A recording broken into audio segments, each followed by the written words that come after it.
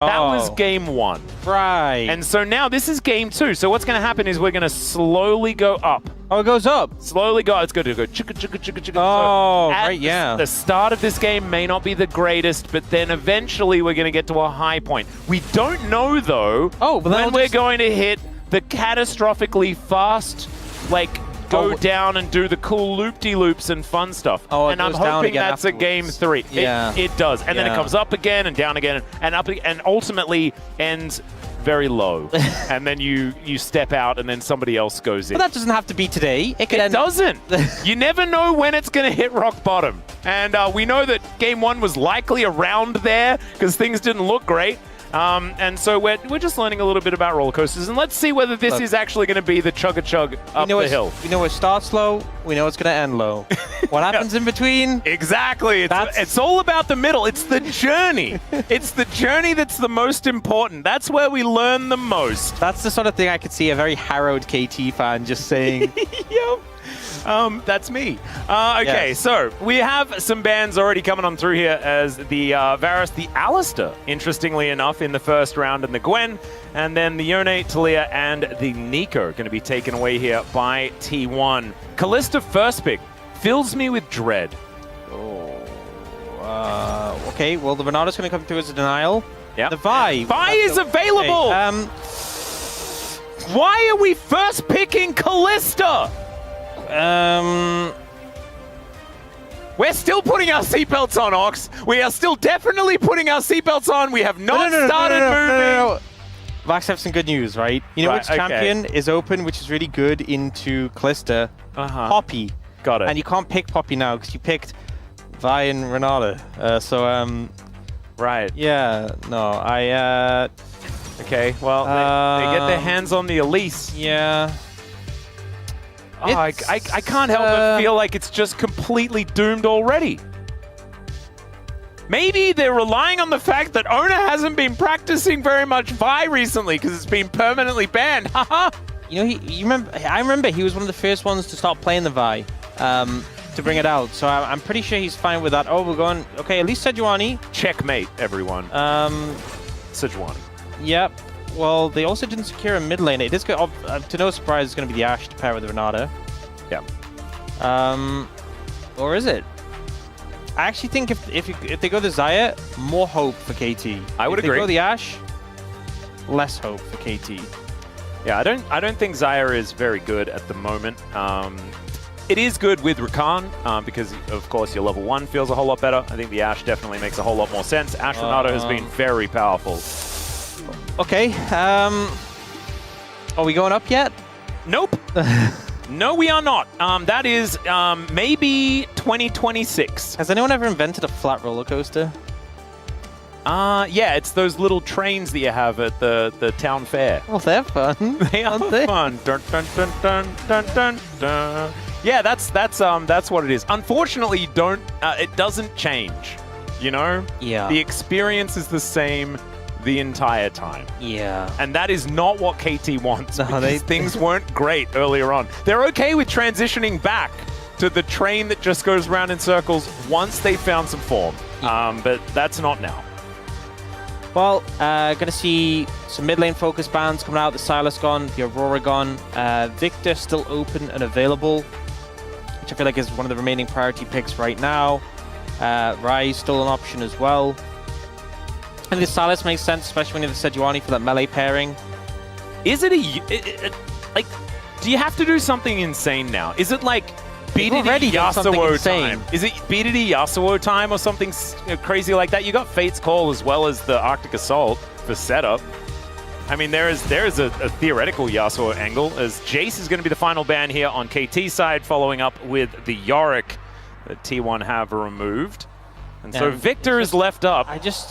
I don't know why they banned the Aurora. Like, I guess they're scared of it like being picked maybe as a flex or by Doran as a counter pick, but like I feel like the Victor, I mean, it was even mentioned by Wolf on the space. It was just such an obvious pickup here, especially when you have great engage already the composition, but you also have this Renata who's going to make it so hard to engage into. Now you have this insane backline threat. Yeah. So even if you manage to kill Guma on the Ashe, which is going to be hard with the Renata, you still have this Victor. And then KT are going to I mean, what? Oh, that's a champion. The Hui could do some things. We haven't necessarily seen that much of it. BDD is going to lock it away now. It does give them a lot of range. And that is Aatrox for casting. Probably just Jax for Doran, I think, in this situation. And we could also go the Gnar as well. Fire with the Renekton. Well. Yeah. This is Exodia from T1. There has been a seatbelt malfunction, and unfortunately the roller coaster has been grounded. It is too dangerous to actually go on the ride, and they've closed the theme park. You're in fact getting out of the roller coaster, and you are going home. That is what I'm feeling right now at the end of this draft. This is, I think when we load into this game, people are going to look at the teams and be like, how the heck did this draft even happen? Yeah, well, okay. I've seen unfavorable drafts win before. So all KT have to do is just play better. They need to lock in. And if they can lock in hard enough, we'll have a game 3. Oh, I'm so glad you held it together, because you almost broke. You were almost like, no, this is just cooked. And look, I think everyone can say that we're feeling like KT are probably not going to do very well in this game. And do you know what KT says to that? We've got you precisely where we want you. The amount of excitement that I have for KT's chances in this game are below 0. And so maybe that's exactly what they needed, exactly what they wanted. I think if they are going to win, it's going to be off the back of casting being a gigantic Aatrox in these team fights. Doctom and Peter are going to have to play out of their minds in the laning phase, and T1 just needs to do what their comp does, and then things will be fine.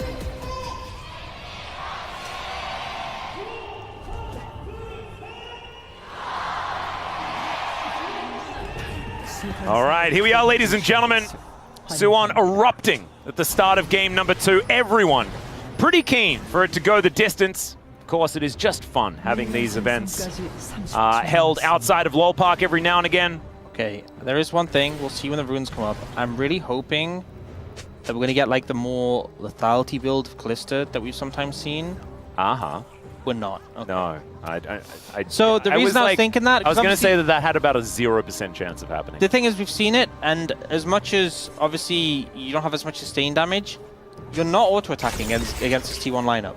There is no situation where you're going to be able to auto-attack and you're not going to be just beaten over the head. So I was thinking, if you go the more lethality build, we've seen, last year Pays had a lot of success with it, you can play around the poke. Like, between that and the Hui, there is a good amount of poke.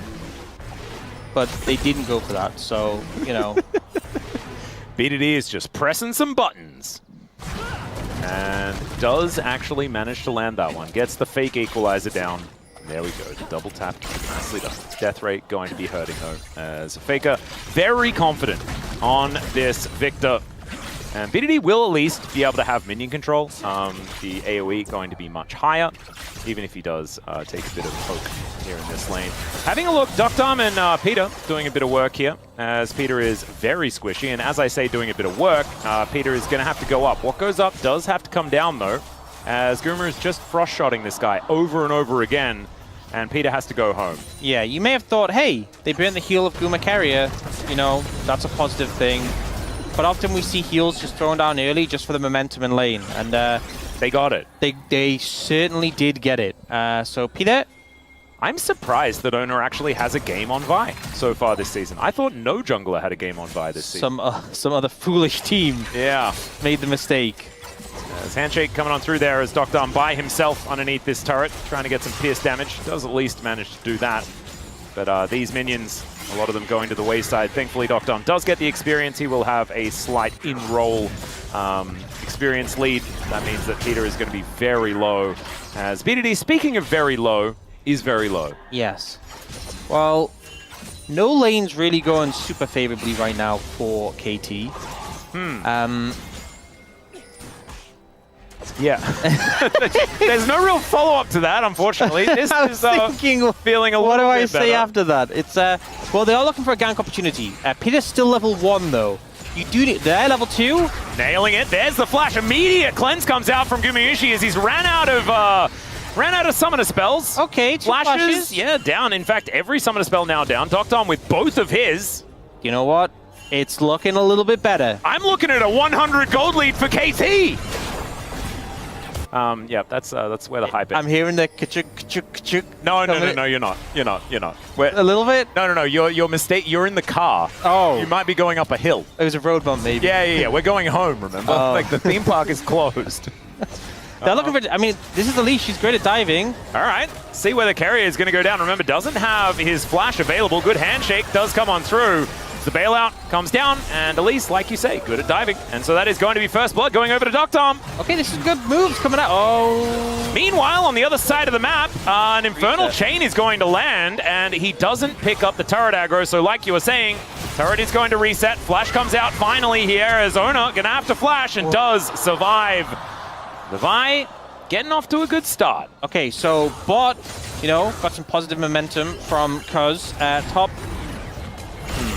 Yes, I would say as well. That's a 700 gold lead because he missed so much farm as well during that situation. Yeah. I was already a little bit behind in lane. 32 to 18. You know, if we don't look at it, does it exist? Yes. Oh. Object permanence. Well, I'm not going to look at it anyway. So. Yeah, it's a good idea because it does. If you look at it, does it make you sad? Also, yes. As gravity field goes down, BDD playing a bit aggressively here, crushing more. Not going to quite find Faker there, but did hit a few others. Honestly, I feel like just watching the mid lane matchup has been the most soothing thing. Yes. In this game and last game. You just kind of look at Faker and BDD going head to head and you just forget about the rest of the map. It is a good way to feel, because if I find my eyes drifting towards the right of my screen, I feel a little bit like perhaps the game is already over. So I'm glad that we can just have these moments here, having a look at the artist himself trying to paint the mid lane. And Cuz coming on over as well, seeing whether he can find something. Control ward does go down. And, you know, we might be feeling a little bit, I guess, not so great about how the lane, how the game is looking from a draft perspective for KT. But so far, they haven't made any colossal errors. They're down 500 gold, which ain't great. A lot of that to do with the Aatrox being in a bad spot. And the Aatrox is a linchpin in this KT composition if it is going to work. But still, I mean, it could be worse. It definitely could be worse. That, you know, you've never said throw words. It definitely could be in a worse position. They will be able to pick up the City Dragon, though. And again, it's an Ocean Dragon. Nice one to get in the early levels for that extra sustain. Yep, and no one's around the grottos just yet as well. And so they get the Drake without having to sacrifice too much. And now Doran continuing to get this shove working out towards the top side. Casting, landing a few buttons. His Aatrox has been good. Yeah. Unfortunately, the gank was at a really horrible time for him. So he's really going to be suffering. Never a fun time to get ganked as a top laner, but that was definitely one of the least fun times to get ganked as a top laner. They're potentially looking for another dive bot now. Cleanse still isn't available for Guma. No flashes either. They can go for this. It's a little risky, I'll be honest. The fact that Peter has no flash, and they have the bailout, so we'll see if they can make it work. Yeah, Peter going to come on over. They find the cocoon onto Gumayusi. He's taking a lot of damage. Does have the bailout as Cuz. Gonna have to get out of there as well. There's the repel, and Peter is gonna get Fate's Call back. Guma able to go down there as it is Cuz picking up the kill. BDD moving over another cocoon, grasping more, and Peter is taking control of this bottom lane. BDD loses half of his health bar, and Oner says, I know what time it is. They're ganking my bottom lane. I'm killing casting again. Let's see whether he can actually get this one down as Doran goes in, finds the slice and dice. He's tanking up that turret, and down goes the Aatrox. There's some more plate gold going over to T1 Faker as well in this mid lane. Might be able to claim a plate for himself. And so KT do get feats of warfare. And honestly, the dive was executed really well. Obviously, there was some moments where it looked a little dicey, but I think the use of the ult from Doctum to reset aggro again, the fact you have two ways of resetting aggro, but also just generally how they played it, pretty excellent from KT. Unfortunately, that top laner is getting brutalized by Oner and Doran. So as much as it was nice that they got those kills in the bot side, BDD roaming over was the right move, but as a result, Faker got a plate, he got some CS, so mid still even, bot lane isn't that far ahead, top lane is in a pit right now. It is. 1.3k gold already, against a Renekton as well. If you're a KT fan, just don't look at top lane ever. That's honestly, how it's going to have to be. If you have some like masking tape or something, and you can just put it on your screen across where the top lane part of the scoreboard is, you'll feel better about it. Yep. Yeah. Object permanence not good in this game because the top lane is going to be permanent. And that's the big issue. Faker moving on over here doesn't have a lot of the blue stuff, so he is going to have to back away. And KT utilizing their bottom side advantage to grab themselves a blue buff. That will successfully happen. That's going to even out at least the camps taken by both of these junglers. Cuz having a pretty good game is, all right, if at first you succeed, I guess just keep doing the thing that you succeed doing. Yep. As Casting just trying to do his best to repair this lane situation. It's not looking great up there. Oner is showing up. Yeah, comes in with a Vault Breaker.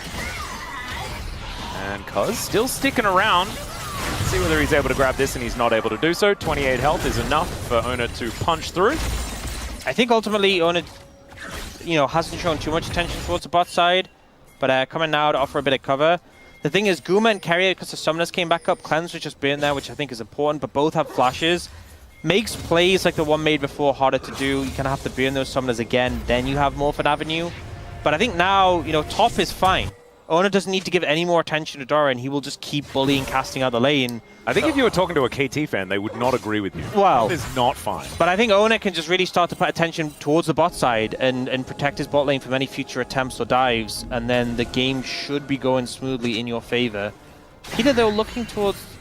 Ooh, might be able to deny a back here from Doran. A 4-level advantage to the Renekton. Yeah, you will anger the crocodile, but you definitely won't be able to do much more than that. Yeah, it's looking a little dicey. Slice and dicey, maybe? Yeah, slicey, dicey, acting all cool. B-ball in the school and all that stuff. Faker doing a bit of work as he teleported back. Does have his Merc Treads now done. Should be able to mitigate a fair bit of the poke damage and things like that. As KT looking to try and extricate some plates from this top side. They will be able to do so, but the same thing is happening on the bottom side of the map. Feels like a gentleman's agreement type situation. And do you know what it means? It means Casting falls even further behind. But I think, this trade is going to end up opening up the map a little bit and ending the laning phase early if these towers get taken. And I think Casting will appreciate that because right now him and Doran are kind of, despite the fact Doran is stronger, they're kind of in a similar position. That being said, Keria is here trying to help Doran maybe get access to some farm. I still Peter away. Back off. Oh, VDD in a rough spot. As good Umbral Dash there from Casting to get out of the way of Oner. But this is just, both teams agreeing that minion waves are going to be eradicated and turrets are going to take a lot of damage. And again, I think this favors KT. I think this trading where both top laners are denied. Oh, Casting fakes it to the turret! Get some CS here as well. That's huge news as Gumayusi takes a turret shot, does manage to get the plate money as we see there. Keria now hostile takeover available. As Cuz looking to grab some grubs. First round were secured there by T1. And T1 going to be able to get themselves the dragon. So Mountain sold here in our second game. I find it so hard to stay positive, Ox. I'm really struggling. Really trying. Yeah. So far, it's looking okay, actually. I mean, the Callisto is strong. Because let's be real, if the Callisto was not strong, it would be pretty cooked. But Dr. is pretty strong. They had some success in the bot lane. I think, again, I said it, but I think Casting and Doran, if you kept them in the lane together, it was just going to get worse and worse and worse. So I think this is working out better, even if it's not fun for the Aatrox. I am concerned about this next wave, though, that is coming in. Yes. Casting will not be hit by the volley. So at least his health bar is quite large. Faker taking a fair bit of damage here from B2D. And Casting can at least deal with this wave. So he does secure it, gets himself the cannon there as well. Still 1.5 thousand gold lead for the Renekton on the top side. Feels not great. Because doing all right in his jungle. There is the Callisto with a lead for KT. Dr. a lot on his shoulders here in this game. Everything else around the map as well. Objectives especially looking very even. A dragon apiece, as well as 3 grubs on both sides. As Peter is here to help out his buddy. Casting not going to be dying on this wave either. Does mean that Dr. is going up against this Renekton. Both of them with the first item completed, but I mean, here's a cluster of all AD carries. He comes. Whoa! Oh! There's a flash. The flash comes out from Keria, but it doesn't quite work. He's taking so much damage, but the hostile takeover is too good. Casting has to flash away his cuz. A lot of damage there available as BDD coming on over. That is gorgeous amounts of CC being thrown out by the Hui. The Infernal Chains will connect. Another knock-up as Gumayusi trying to run, but he's not going to get anywhere, and it's a double kill for BDD on the Hui. He looked pretty positive now. Keria gets caught out. A bit of a miss flash as well. Doesn't get over the wall. And KT find an opportunity to strike. Sacrificing Peter for the greater good. That's what they're known for. Is now Cuz fighting against Oner here. We'll actually be able to find a decent trade towards the end. And casting with some spare time in this bottom lane. Oh God, am I thinking positive thoughts about KT right now? I think I am. I am too. I think we're in on this one. Maybe we went back into the theme park. We went back and we strapped in. This was the moment that it started moving off the platform. Yeah, and a lot goes in return. Like the hostile takeover does catch out Peter and take him down, but BDD flashes over with such confidence. Oh, the grasping more so good. Yeah, catches them together. And then the snipe there from BDD as well. And this way suddenly mega accelerated in this game. Yep, it's going to be painting the rift with all of his damages. Yep, that's a happy score right there. And let's see, that is first Heartblood actually going over to KT as well. So they get themselves feats of strength. Doran would have been pretty close to securing that one for himself. But he's going to demolish it now. A little bit late, still able to get there. And it's a gold lead. It's a real one for KT. It'll be eradicated very soon, as Doran, as you can see, ready to take that one down. So, still not too high, but you can see the blue numbers exist. You know we were kind of joking about pretending top lane doesn't exist. But if the top lane is on in the fight, then they don't exist. So if you just fight around, scenarios. So you were joking, but you were right. Yeah, if you're fighting in a situation where Doran isn't there, KT have a very significant lead, Because right now, again, they're like 100 gold up, but that's offset just entirely because of Doran. If you ignore that 1.3k lead and you focus on the fact that you have these strong carries on the bot side, I think you're vibing. Yeah. Also, if you hadn't read the patch notes, you're also probably feeling pretty good, right? Because you're like, oh, Renekton doesn't scale all that well. Now. really, really worried for what KT are going to have to deal with in late game. Level 16 for the Dominus is absurd as Cuz finds Oner here, who just vault breaks his way out. It's fine. KT a lot of confidence. Yeah, they are under pressure. KT are playing like they're 7k gold behind last game. Yeah.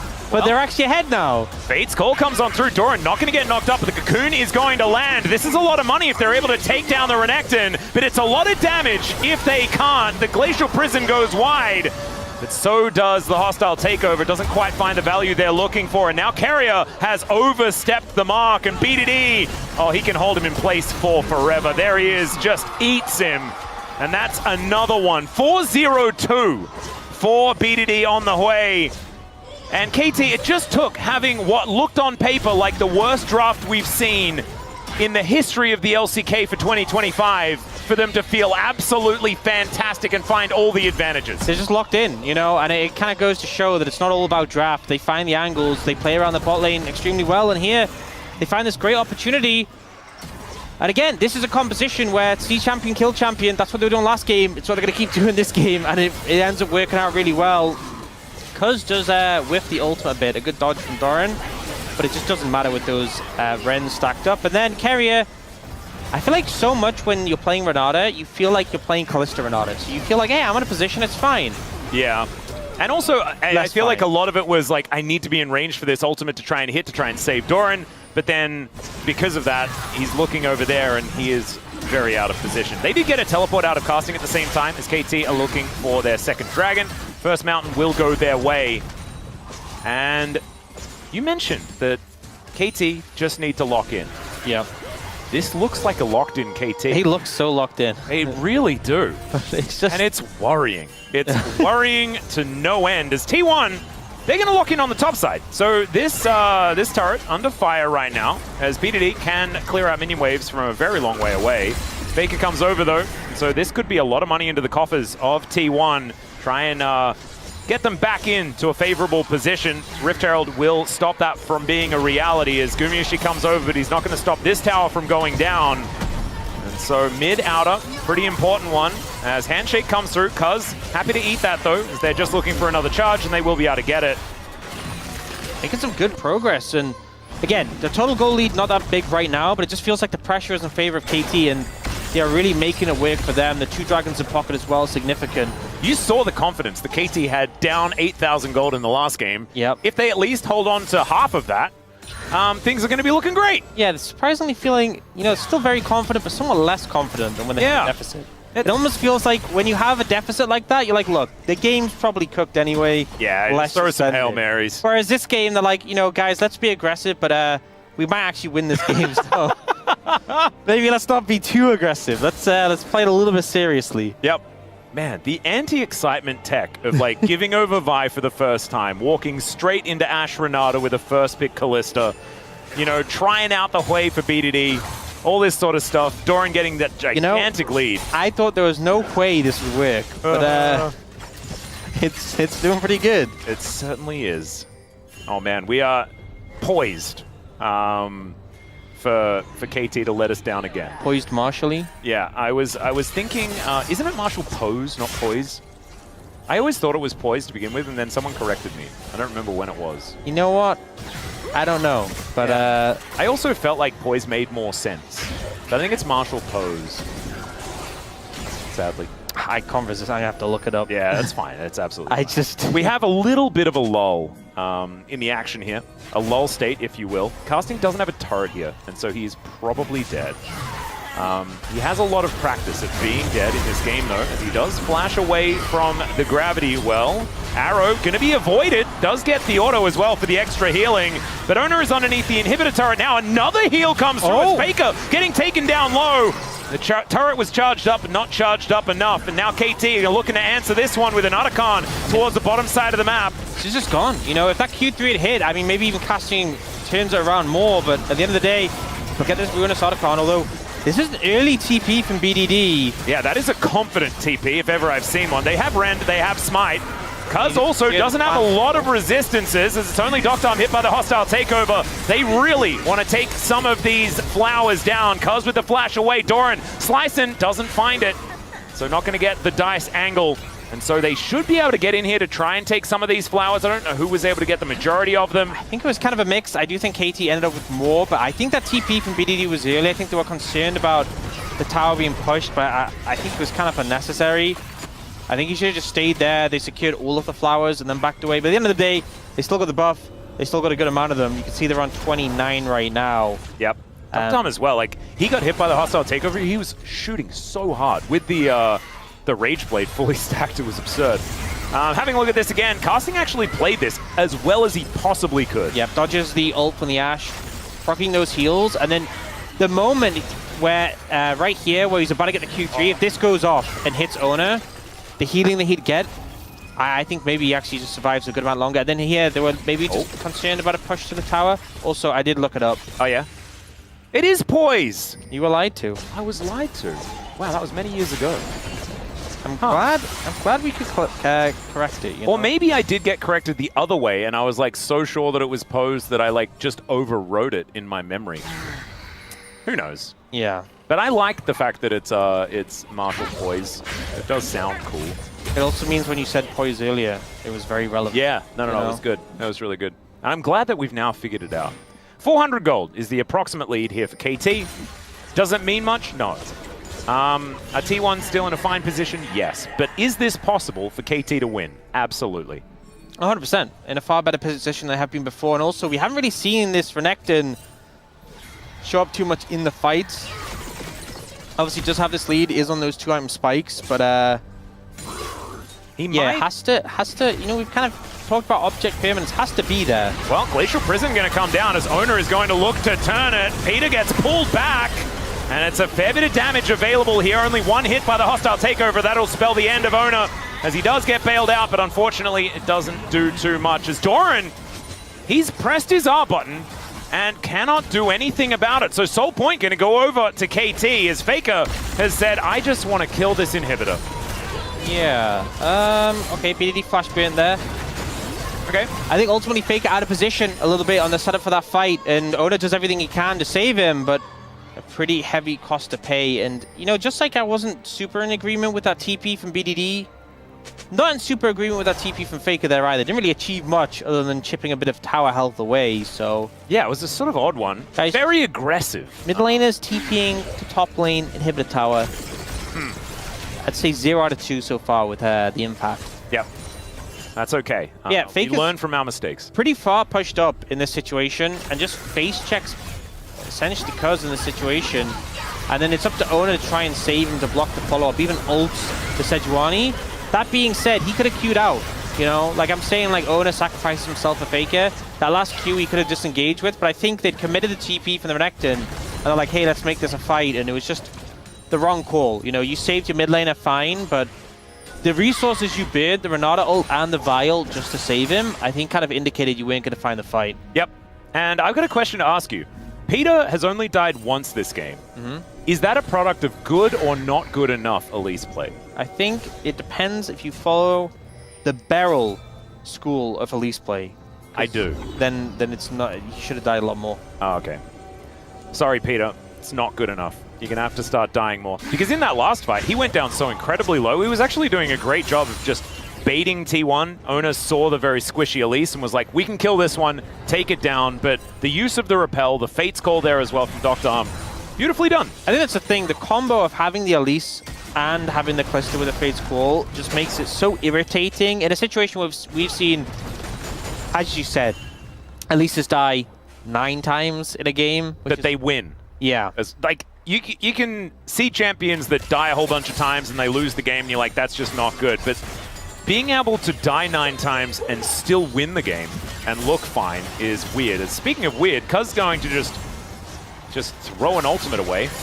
That one went a bit Narnian. It's fine. They're still able to get some control here of the river. Gumayusi taking a bit of damage, but that could have been an opportunity for something. I think maybe just hoping to get the cleanse from Guma in that situation, but he holds his nerve, manages to dodge it.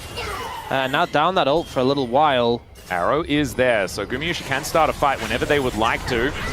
Looks like T1 want to as well. The arrow is going to sail over. Hostile takeover working out. BDD goes golden, but now Doran is in amongst the fight. Casting as well, though, with that World Ender, getting some work done. They take down the Renekton, but the Aatrox cannot survive, and the Chaos Storm is just massive. T1 finally finding themselves a team fight. Beautiful engage there from T1, getting right on the BDD, and it was so unfortunate because Peter repelled, and in the end, it meant the arrow hit BDD instead, and I think maybe it was never going to be a great fight for KT, but maybe if you tanked the arrow, BDD could have survived a little bit longer, but I think either way, it was just a beautiful engage from T1. Now, Dr. Arm wants this against Faker. He doesn't have his ulti, as now Cuz comes on over, and that is just a kill. Really nicely done here by KT. They're going to lose the Baron, but they'll at least take themselves an inner turret. And for a small, brief second, they had a gold advantage, and then T1 wrenched that away with this purple worm going down. So if you look, the engage comes in from Oner, and Peter would have blocked the arrow, but it repels, so it hits BDD, and then BDD gets ulted. To be fair, I think he was dead anyway. Yeah. Just caught in the middle without a flash. And then we see the kiting comes in from Guma. They shred through that Aatrox, and the backline just untouched. T1. I think the fact that BDD was that pushed up without flash, I think didn't expect to get jumped. And speaking of didn't expect to get jumped, this was very aggressive from Dr. Arm. I really like the fact that he recognized that without the Chaos Storm, it just wasn't enough. There wasn't from Faker to kill him. Damage, yeah. And the fact that he had the Sejuani backup. Terminus is also done here for Dr. Arm as well, so he's actually pretty tanky. He is pretty strong. Not strong enough to stop the Baron from going over to T1, though. And you can see now the map is littered with red wards as well. T1 in just a really good spot. It's not over or anything like that. We've got 45 seconds on the Mountain Soul availability for KT. They're able to get that. This composition becomes so much more durable, so difficult to take down. The problem is T1 have so much map control off the back of this Baron that this Dragon is going to be most likely a bridge too far. Because that last fight and the Baron, if you look at the levels, Doran, Oner, and Faker are all level 16. And none of the top side of KT is. So you got the full points in the Arcane Storm. You have the level 16 Nectanol, which we've talked extensively about. Yeah. But it's a lot of power, you know. The gold is obviously still pretty close, but T1 have that advantage in terms of those level ups. And I would be a little bit concerned about taking this fight into them. KT are not concerned about it. They are going to go for the fight. They'll get a cleanse. Out of Gumayusi here is casting, possibly getting engaged on by Oner. Meanwhile, there's a Fate's Call needing to be invested. Peter gets himself out, but won't have access to that ability now. As casting standing on top of a ward, teleport in from Doran. And Oner gets on top of this dragon. Let's see whether they can find an angle here. Already Doran has taken a fair bit of damage, and now BDD needs to stay out of harm's way. The problem was he was in melee range with a Vi. Of course, she flashed on top of him. That made things difficult. But now you were mentioning the Arcane Storm. That goes down, and so does the dragon. This ward getting so much value here for T1, the one behind the little rock there. Yep. Just really able to zone them away. A lot of tools unavailable. The fact that Fate's Call and the Prism were down. And T1 able to secure that dragon and now looking towards his bot tower. A little risky though. Remember, Doran doesn't have TP and he isn't here. Well, KT are looking for it. They're going to go for something here as Faker just sidestepping everything. Good cocoon defensively there onto Keria to stop him from being able to do too much more. But now Doran should be able to get this mid-tier 2 and the pressure's still on in the bot lane. Yep. And this is just T1 extricating money from KT's side of the map. Casting comes on over, so that tier 2 doesn't actually fall, but this one does. T1 move ever further ahead. Now 3,000 gold, starting to become a real lead. And the huge problems on the top side of the map. This Kalista still very strong, but I just feel like the value of the Kalista is going lower and lower. Well, and her range isn't super high, and Oner just gets to press the I don't think you should have any more fun button. I think that's the thing, is this last fight, Oner didn't commit the ultimate onto casting on the side, because I think he's hit the point where it's like, I am ulting Kalista. Yep. That is his one goal, and that's what he's going to do. And it just makes it so hard for Dr. to play it. And obviously, you know, I talked about the lethality versus the standard Kalista build. And yeah, he's been doing some great work, credit to him in this one. But I think these late game fights are just going to feel so unfun to play, because if you're in range of Vi, you don't get to play the game. If you're in range of Victor, you don't really get to play the game. The Renata ult as well is such a problem, so Dr. really going to struggle. He's going towards that Jack show, so he will be pretty bulky, all things considered. He might survive the initial engage, but surviving and being able to win the team fight afterwards are two different things. Yep. Mikhail's built by both of our supports as well, so at least Dr. will have double cleanse, so that should help him out. But I think BDD is also another huge component of this. Needs to be in a good position, laying down that artillery fire in these team fights. And so now, 3 minutes on another shot at Mountain Soul for KT. But T1 may just move to Soul Point themselves. And that will mean that we'll have to have the conversation about what Mountain Soul means for this team. And it is also absolutely terrifying, giving Doran more durability when his Dominus is doing so much damage is pretty absurd. As we do have 4 items completed for Dr. Like you were talking about, that Jack show is now done. I think as well also mitigates the poke from BDD. That's definitely something they've been playing around at East Smart. If you have that mountain shield, really helps and that. But they're still a while away from the Soul itself. We're a while away from, well, not actually that far away from a Baron. So 45 seconds until that purple thing going to be back on the map once again. KT with not a lot of vision in the area. They're going to need to start getting over there. So finally able to clear some things out. Control wards now being removed. KT to get on in, get rid of some of this vision. But not going to be able to stick around for too long. Reset's going to be concluded pretty soon for T1, who are now back out onto the map. Yep. Infinity Edge is so close for Gumayusi as well. Yeah, being able to pick that up would be big. Cocoon going to be connecting here as Oner gets pulled back by the Infernal Chains. Still gets over, but there's the Mikhails from Keria keeping him alive. And the T1 jungler able to skirt away still. Yeah, KT going to look for an angle. To be able to heal up a bit off this red buff, but he is very low and has no flash. So they are going to start at the Baron. Oh god. And Doran now getting all that fury. Dominus has been popped. It's down to 50%. As Arrow going to get tanked. Fate's Call going to pull Peter back. As Doran going to be the target. He flashes away. As now KT off the Baron for the moment. Doran in an awkward position. As Peter finds another cocoon. Casting gets over the wall, but now the rest of T1 move on over. And Casting has been cornered off. The flash over from Cuz is decent, but Peter is just dead. This Arcane Storm is so scary. And Oner gets on in there. The flash on forward casting, trying to find these Qs, but T1 are a freight train. And Doctom is dancing, but I just don't know whether he's got the tune, and he does not. Down goes casting as well. It's a catastrophe for KT, and T1 may just win the game right here. KT put in a great effort, you know, managing to find some big advantages on the bot side, but when it comes to those team fights, so hard to deal with his T1 composition and the excellence when it comes to fights around Baron. The Arcane Storm was the size of a lane at the end of that fight, and they will close this one out 2-0. Yeah, T1 just a little bit too better here today. They put up the homestand last time, and KT got the better of them, and they return the favor here as KT set up theirs. And